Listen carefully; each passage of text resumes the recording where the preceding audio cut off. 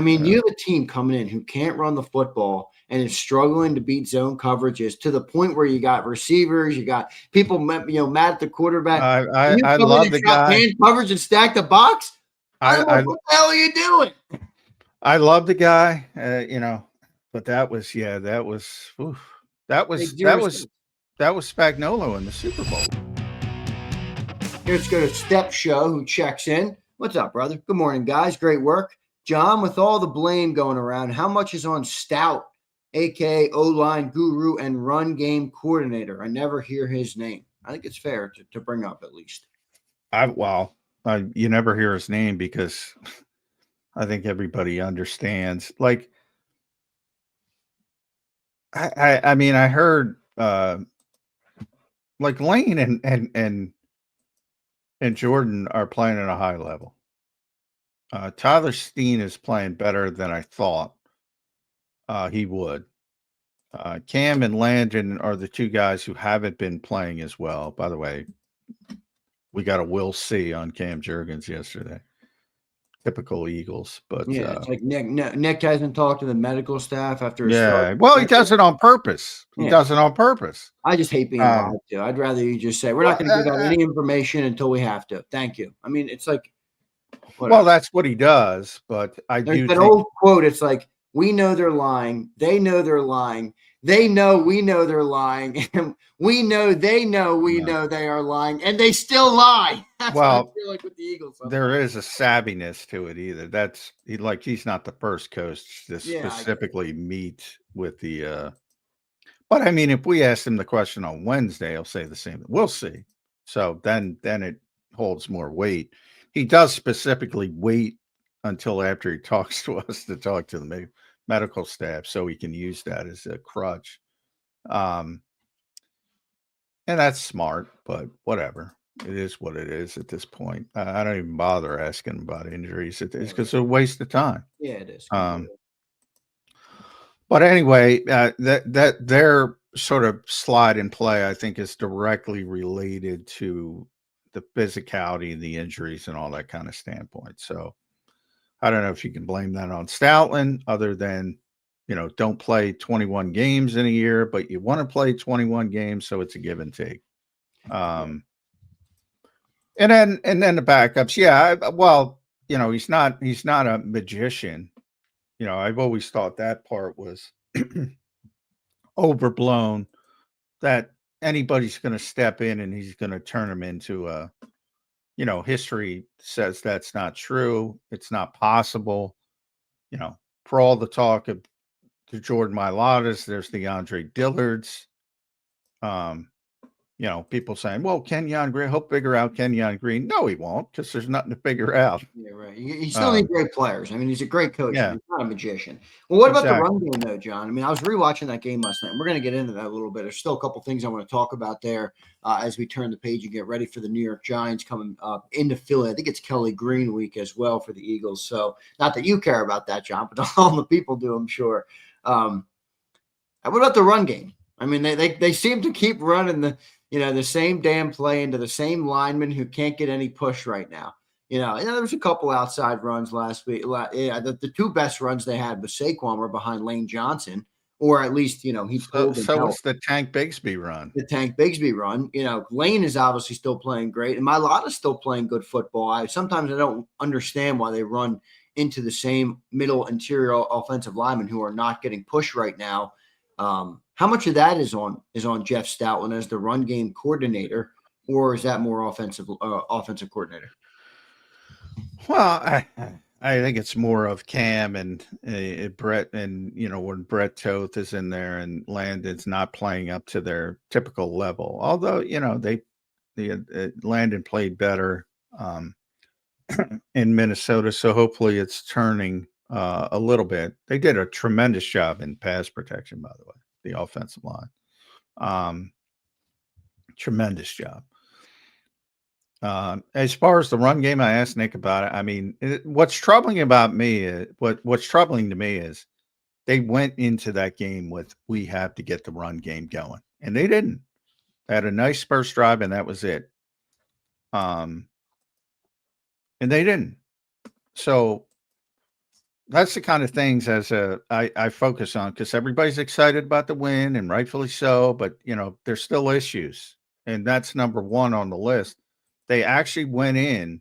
So people talk a lot about the bye week, and they're great coming out of the bye week, and they're great coming out. Look at what they did in the mini bye week. What they did in the mini bye week is say, we gotta hammer this team running the football, and it's just turned a different way. So they deserve credit for shifting in game and taking advantage of what Minnesota was doing, getting all the deep shots down the field. But that wasn't the plan. The plan was, like last year, to go run them into the ground. And Saquon averaged under 3 yards a carry. Now, as far as the plays, I mean, for 4 years, it's been inside zone or outside zone. Nobody had a problem with it. Like, what do you want? Jet sweeps? What do you what? I don't know, just some variants to try and get it going. I mean, it's not working right now. Obviously, it's really bad output for Barkley. I mean, like crazy bad. Almost not. Well, and that's why it's so troubling. And the only thing I can point to is the decreased play in the interior, with Landon and Cam. And it started getting better with Landon, so hopefully that continues. Yet at some point you got to start pointing at Saquon as well. Now there's individual plays like that. The one play he should have had like a 3-4 yard loss, and he made the great spin move to get out of it. And you say, wow, all right, that's good, typical Saquon Barkley stuff. But there's other times that he's not picking the right hole. Maybe, certainly earlier in the season, he was trying to hit the home run too much. So I think at some point you have to start looking at him as well. I rewatched the game last night. It just feels like he gets hit in the back. Like sometimes he gets the ball in the hand. Well, what also complicated in that specific game is Cam going out. And then you have Brett Toth playing center, which you don't want. So there's been those little things that have, because you're only as on the offensive line, you're only as strong as your weakest link. Right. So little things have been happening, but bottom line is they have to get much better. I mean, much better in the running game. And it as always in the NFL, and that's the problem. It's a bunch of things. But if you look at it individually, they're not playing that poorly, the offensive line. They're definitely not playing poorly in pass protection. Yeah. In fact, I would say they've been good in pass protection. Well, they were definitely good on Sunday. Yeah, Jalen had time in that pocket. Oh my Lord! Yeah, did he have time? Yeah. We got to talk about that too, by the way. I mean, John, I rewatched the game and I was thinking about the comments that you had in the morning. Was that a bad game plan for Brian Flores? That was a bad game plan. I mean, you have a team coming in who can't run the football and is struggling to beat zone coverages to the point where you got receivers, you got people, mad at the quarterback. I love the guy. Man coverage and stack the box. What the hell are you doing? I love the guy, but that was Spagnuolo in the Super Bowl. Yeah. Like he's the guy who copied. At least you can understand it because Saquon was doing what he was doing. So it's a little more understandable. Yeah. Well, that's fair. But what I always said after that game, I'm like, everybody's like, well, they stopped Saquon, so everybody's going to copy him. And I said, no, they're not, because it didn't work. And I thought more people would lean towards, all right, the typical NFL mentality is we'll give up a little bit in the rush to make sure we're not giving up explosive plays in the passing game. I thought more people would shift in that direction. That's exactly what happened until this game. And yeah, I mean, I love Flores, but that was a disastrous game plan. Yeah, it really was. And maybe too much confidence in Isaiah Rodgers, which I love the guy, but You can't put Isaiah Rodgers on A.J. Brown and say, "Hey, go cover him." Yeah, right. Should have iced the game too. That was a brutal call. Well, that one was yeah, actually no, I know. You explained that was the pass rush. That was actually a nice call because that was more of a zone look. He had Metellus dropping out, who had the underneath. Yeah, Isaiah read it wrong or whatever. Yeah, Isaiah. That was just, and by that by that point in the game, I think his confidence was shot. Rodgers. But and it's always players first. But you didn't put your players in the best position to succeed. That's for sure. Well, where does the offense go from here then, John? Because I still, Well, Nick says that, and I know people hate it, but it's true.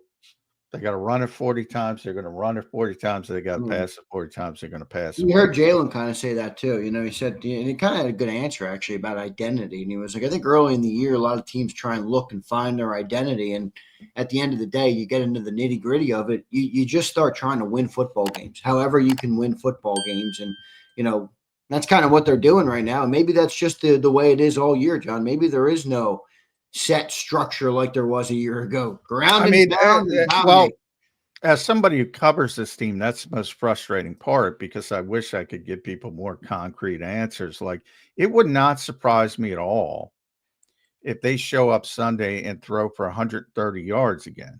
Right. And especially because the Giants aren't going to play man coverage the way that Brian Flores did.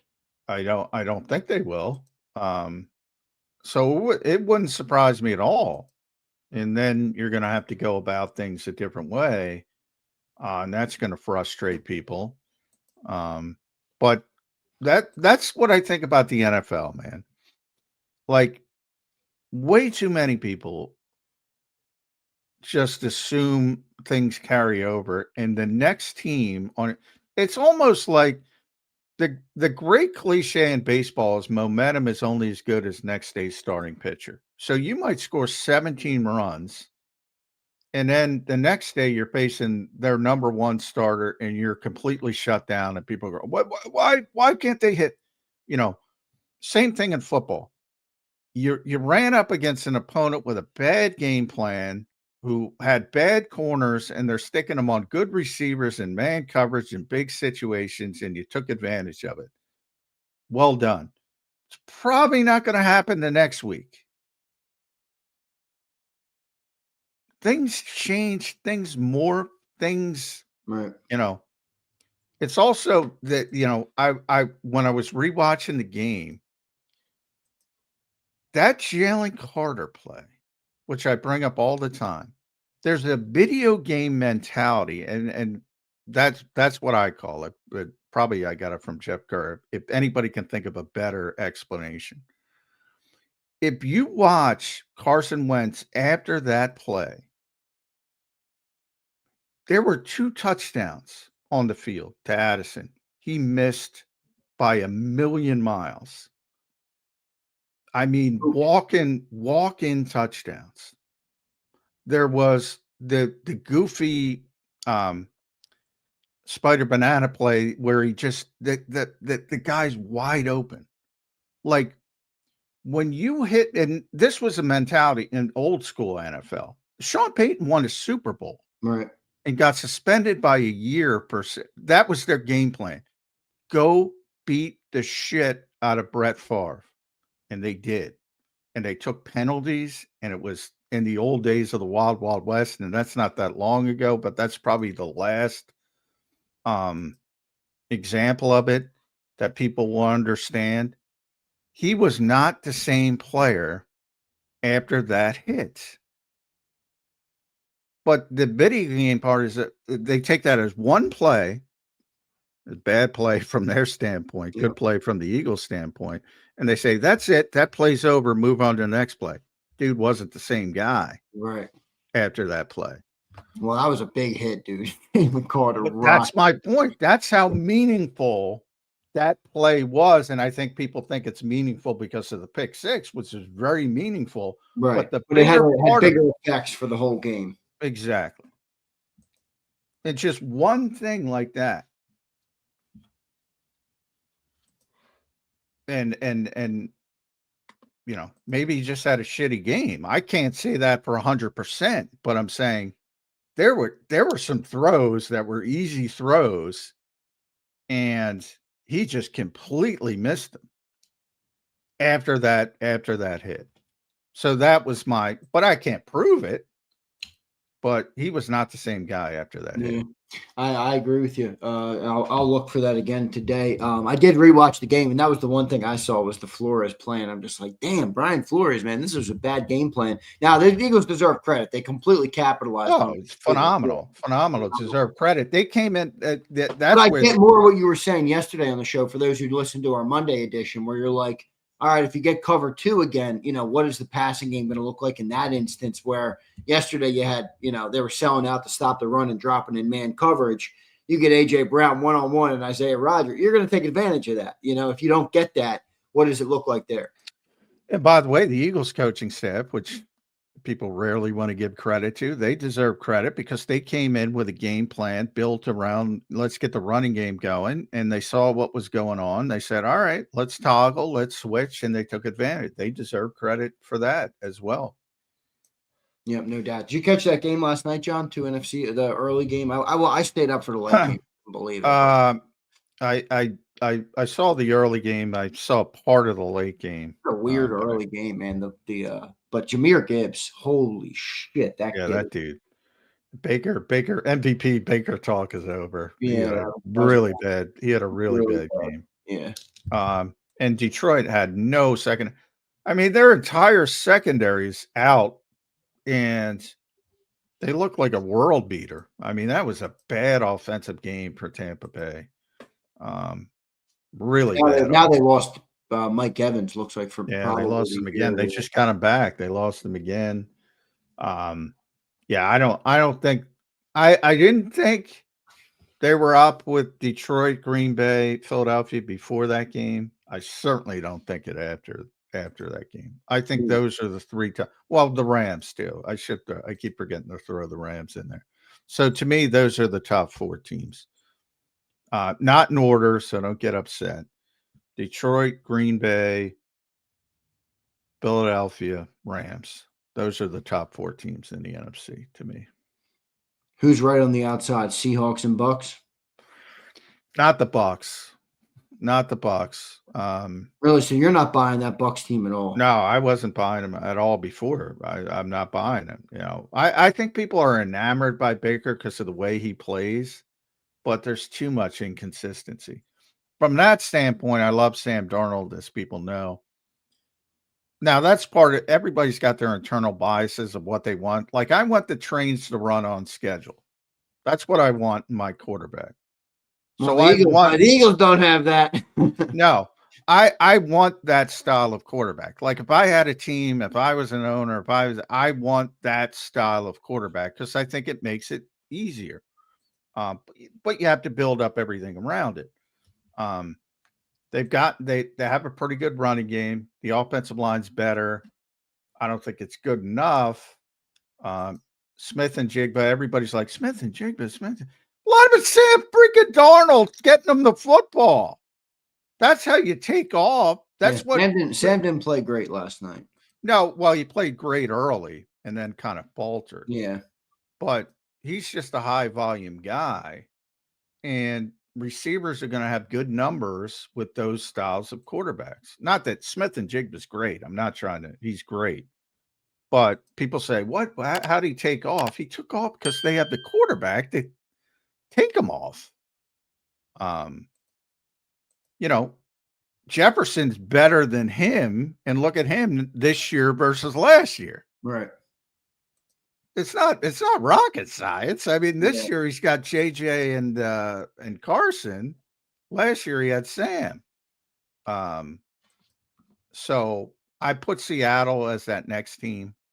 I don't think they're ready yet, but I'm not a believer in Tampa Bay. Other than, they'll win that division, but I'm not a believer in them as a significant Super Bowl contender. Yeah, Lions are looking good, man. Still, they got a lot of playmakers on that team. I tell you what, sometimes it's a perfect match Amon-Ra St. Brown and Jared Goff are like a perfect match together. They really are. I mean, he is such a great receiver for what they try and do on offense. He gets the ball so much. And I'll tell you what, they are creative with him, behind the line of scrimmage. I know you don't like hearing that, but they are. They do these little motion out routes. I mean, he's always.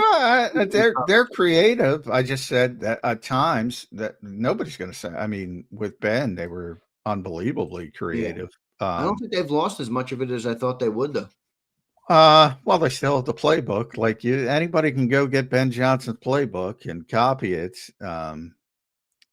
The key is teaching it, executing it, and that kind of stuff. They also Penei Sewell. He's one of the best football players in the world as a tackle, as a right tackle, which is always interesting. Speaking of right tackles, did you see the Bucs right tackle last night going up against Aiden Hutchinson? Yeah, that's a Aiden mismatch. Hutchinson that guy had a bad night. That guy couldn't sleep last night, I would bet. Aiden Hutchinson was destroying that guy. Yeah, they have rushes, move, pass rush move, swim, everything. He was destroying that guy. And that was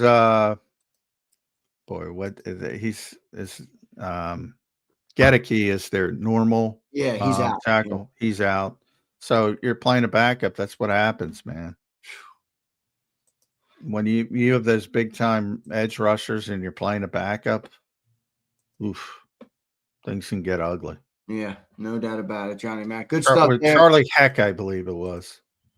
Yeah, that's what it was. Yep, he was just getting absolutely throttled last night. So, and remember, they're not, Brian Branch and who's their other safety? Their other safety, Kirby Joseph. Thank you.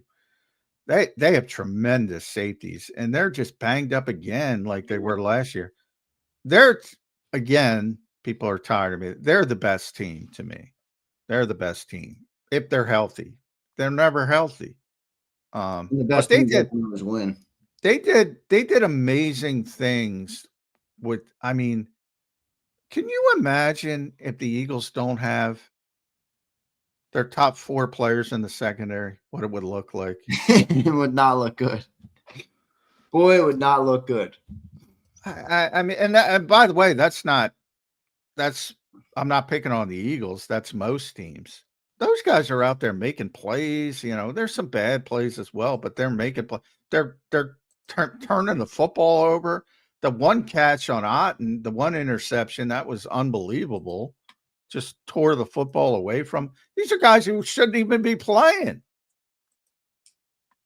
And they're going to get Branch back, and they're going to get Joseph back, and Terrion Arnold's been a disappointment, but he's better than the guys that are out there. DJ Reed's a good player. They're a good team. Yep, no doubt. Johnny Mac, now official. Brandon Graham is back. The Eagles have shocker. What a shocker. We talked about it in the open. For those just checking in, we appreciate everybody for being here. Out of retirement he comes. We've agreed to terms with defensive end Brandon Graham. Bring on season 16. He's one of my all-time favorite Eagles. I'm optimistic BG can still provide something for this football team. I am. Well, I definitely think he's better than what they had. And I love the guy. If you ask me who was my favorite player to cover ever, it's Brandon Graham. So, which is a big comment. I mean, you've been covering the game for a while, John. So by no means is this anything but they made a decision after the season. They went down this route for reasons that, you can't build around a 37-year-old guy and all that kind of stuff. It's just the tough aspect of the business part of football. Yeah, I would have went in a different direction, but I do think he can help the team because for the direction they're going in, and I'd go in a different direction. I already said I'd play Campbell. I'd throw him in the deep end of the pool, see what happens. But they're not going to do that. So if you're just going to go, all right, we need 4 edge rushers. He's better than these guys at the back end. He's going to help you. So whose snaps do you think lessen here, Campbell's or Dean's? Because Campbell will be back at off ball. Oh, Dean. Yeah, definitely Dean. Campbell's playing. Dean looks so good, man. I know it was smaller Well, sample size, but Campbell's look good I too. know, but dude, Campbell didn't do in the run game what Dean did. I haven't seen Campbell shoot a gap like Dean did last week. Well, no, I mean, different styles of players. N'Kobe's a middle linebacker, so it also enables you. I brought this up in the offseason. It also enables you, if you want to use N'Kobe, which they're not going to, then you can move Zach back to the weak side where he can become more of a playmaker. So I think it helps you from both avenues. But Campbell's played really well, and he does it differently. He's a different style of player, but he's difficult to deal with in other ways. He's so long, he's so athletic, he's so physical. He's just more gifted than everybody else. And it looks a little bit different, but he's been arguably their second best player. I think Zach Bond has been their best player on defense. And I think you can make an argument that it's either Jihad, Cooper, or Quinion as second best on defense. Well, N'Kobe had a pretty good game last week. We'll see what happens there. Appreciate everybody for being here today. Brandon Graham is officially back. All right, we'll see what he can do. I wonder if he's going to play this weekend. That would be crazy. In the Kelly Greens, back at home versus the New York Giants. That'll be interesting to see. By the way, what time is our game this weekend? Eagles Giants. 1 o'clock. 1 Another o'clock. 1 o'clocker? I think this is the last one. Yeah, we after the bye week, John, gear up because it's like all nights. Yeah. Right? So, 1 o'clock, and then you have 8:15, 8:20, 4:25, 3 p.m., 8:15, and then the Raiders are the last 1 o'clock game, middle of December, Johnny Mac. So get ready for that. And we will see. There's still 2 games to be determined on the time. So we'll talk about that as well. Let's go to our super chats. Simo's taking a shot at the show for $2. Simo, you can get lost. Step Show says, is Brian Shoddy coach of the year? New job and still calling plays. Pretty impressive to turn that run game around and keep Pickens focused. Fangio-esque. I do think Schottenheimer's done a good job. He deserves it. He's been fine. I mean, that they look better than I thought they were going to look, and they look like one of the best offenses in the NFL. So, I mean, a lot of it has to do with Dak being back, and I know people don't want to admit he's a good quarterback, but he's a good quarterback, and he's healthy, and he's got weapons, and they're difficult to deal with. Yeah, he's done a good job. That offense is really humming, dude. I mean, Dak Prescott's really playing good football right now. I know Eagles fans don't like hearing that, but he is. He's playing really good football right now. So going to be interesting, John, how the division plays out. You got the Commanders, who have kind of fallen a little bit right now. The Giants, who are they're a fun story right now for people, but they're not going to be. It's a fun collapse in Denver. Ooh, that was a bad collapse. They had that game won. That would have been more interesting if they, then it would have been like, hey, the Giants got something going, and then they just, they could get back to 500 if they beat up. Yeah, the storylines would be much different. Boy, they shit the bed in the fourth quarter. Oof, bad. Could that cost Dable the job? Well, he shouldn't be there. I mean, let's be honest. I don't like calling for anybody's job. I don't, but. And part of it is only trying to just seeing it through, though. I mean, you know what I mean? Like, how many times the New York Giants? I mean, come on, they've been irrelevant for how many years? How many coaches are they going to change? Well, I agree with that too. I mean, they were one of the best organizations in the NFL for a very long time because, and a big part of that was continuity. Parcells, Coughlin, Jerry Reese. And then they fired and they moved on, and they haven't been the same since. And it's constant churn and constant turnover. So a lot of it is I'm not there every day. If you believe in the guy, yeah, you have to keep him and you have to learn through the growing pains. But I think there's enough evidence that says this is not the guy. I don't think he handles things well. Even if you go back to the win and his reaction to Jackson Dart getting pulled for the concussion test, like little things like that. It's not what you want out of your head coach. Now, people can point correctly to the Eagles and say, some of Nick Sirianni's emotional outbursts. I criticize them as well. But it's easier to get away with that stuff when you're winning football games. Exactly. And Nick's won a lot of football games. If he didn't, with those emotional outbursts, he'd be out. If he didn't win and he was acting like that, just the nature of the beast. I don't think they build the right way, which is, Joe Shane's fault, but they're married, so it's part of it as well. It's not fair. But yeah, I mean, are you going to get somebody better? There's no guarantee of that. So a lot of it comes to, do they believe in this guy? Is this guy a good football? I know Nick Sirianni thinks he's great. So maybe I see the Dable thing to me, John.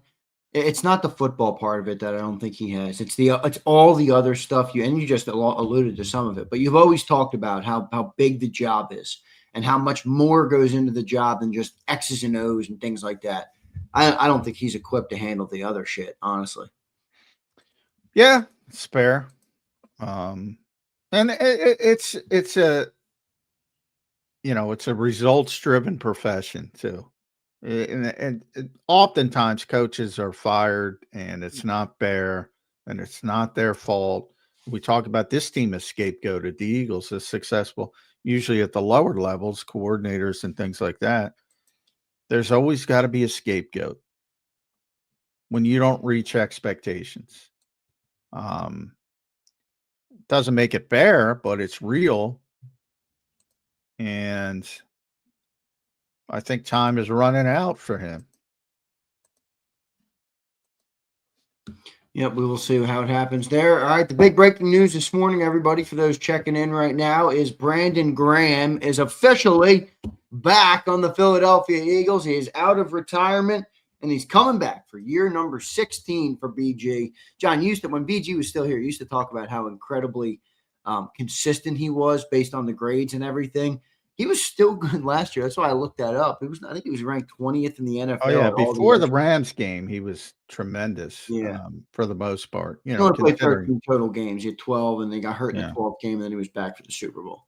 And the Super Bowl he shouldn't have come back for, but he wanted to come back for the storybook. Now that's a disappointment to me too. I mean, that was a storybook ending. Yeah. Is it going to happen again? No, probably not. But maybe. I mean, hey, look, he's been very honest. He didn't want to retire, and part of the reason because he got hurt, and he felt he was playing well, and he had more on the table, and he was contributing, and he wanted to prove that and come back. And it was more Eagles driven to say, look, kind of talk him into it, and talk up that storybook ending. This is the perfect way to go out, and it was.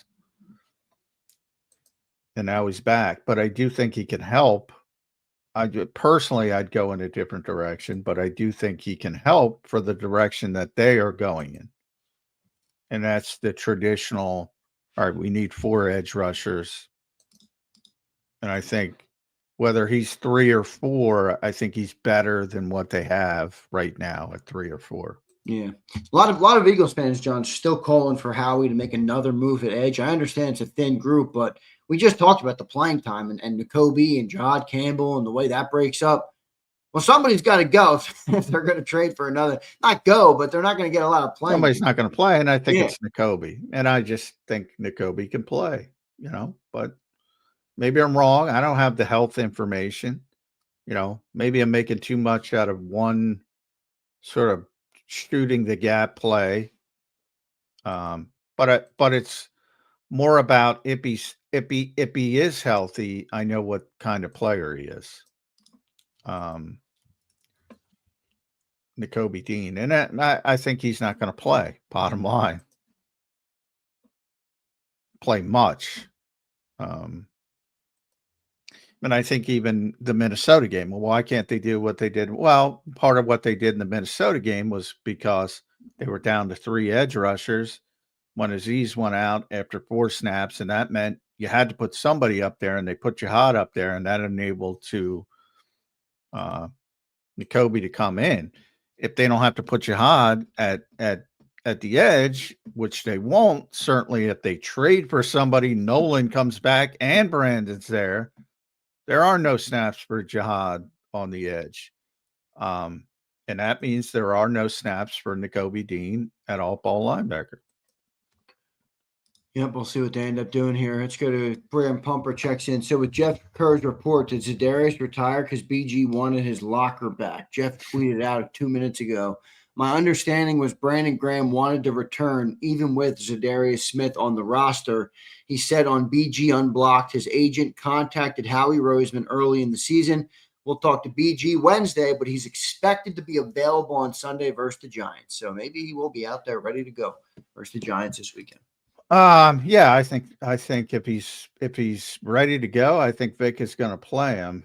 No, I don't think it had anything to do with the lock. No, me neither. I don't know what Pumper's talking about here. Yeah. Yeah, I mean, BG has been honest that he would have preferred to have come back.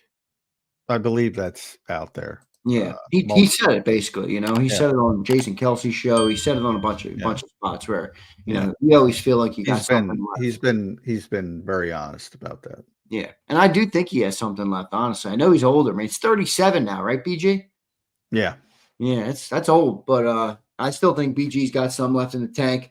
I'm optimistic he can provide a spark for this team. For those just checking in, last year BG played 324 snaps in 13 total games. That includes a Super Bowl. He had 4 sacks, 21 pressures. If you listen to Birds 365, Johnny Mack likes pressures. 79.3 PFF defensive grade. He was ranked 20th in the NFL and over 200 edge rushers ranked. So good year last year for BG in the limited snaps that he did play. And I know he's coming off the big injury, but I think BG can still provide a spark for this team, even if a small sample size or a small spark at that. So BG is officially back. One of my all-time favorite Eagles, Johnny Mack, is Brandon Graham. All-time good guy. Well, if you're an Eagles fan and you don't like Brandon Graham, why are you an Eagles fan?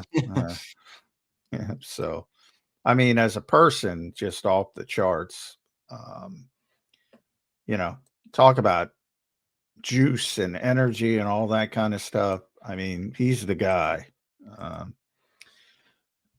Don't be the thermostat, and that's what Brandon Graham is. He sets the mood, and that's why Nick said what he said about the workplace. Every workplace can use a Brandon Graham. So the off the field stuff as well is a big part of it. And again, you have that leadership, which I think is overrated at times, but it's never a bad thing. And especially with some of the issues that you've seen with some of the younger players, namely Jalen Carter. Now you got to steady your hand instead of saying who's the leader up front. Jordan Davis, Now you got BG. Yeah, right. Good leadership back in the locker room, no doubt about it. Let's take a quick commercial break. We got Chris Franklin from NJ.com coming up here in a couple minutes on Birds 365. Don't forget to hit that like button. 250 likes is the goal today. So if you're in here and you enjoy the program, hit that like button to keep helping us grow. So we appreciate all of you guys. We'll be right back in 3 minutes here on Birds 365.